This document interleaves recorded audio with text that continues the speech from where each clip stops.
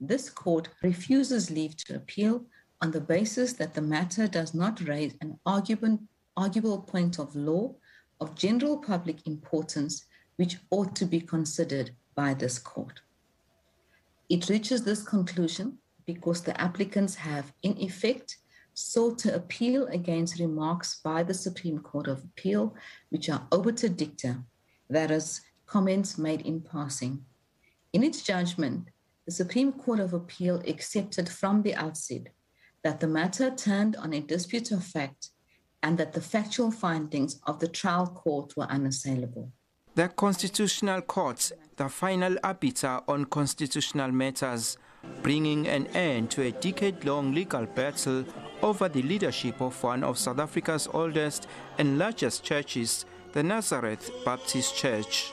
The bone of contention for the two warring factions was a signature on the deed of nomination.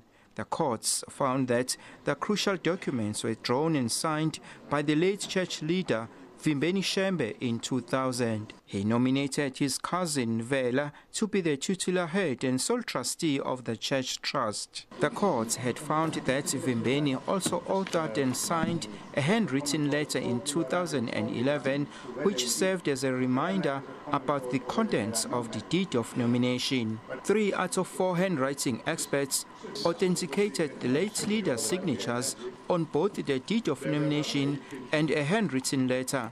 The Durban High Court ruled in favor of kwaShembe. Duduzi Shembe then approached the higher courts seeking a judicial review on the basis that the courts relied much on the constitution of the church instead of the deed trust, which they believe is the most powerful document in the church. He lost those cases.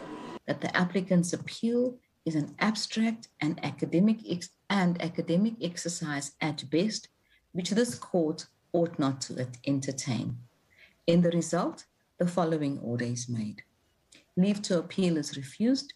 The applicants shall pay the respondent's costs, including the cost of 2 counsel. The church has assets worth millions of rands, which include temples, palaces, cattle, and vehicles.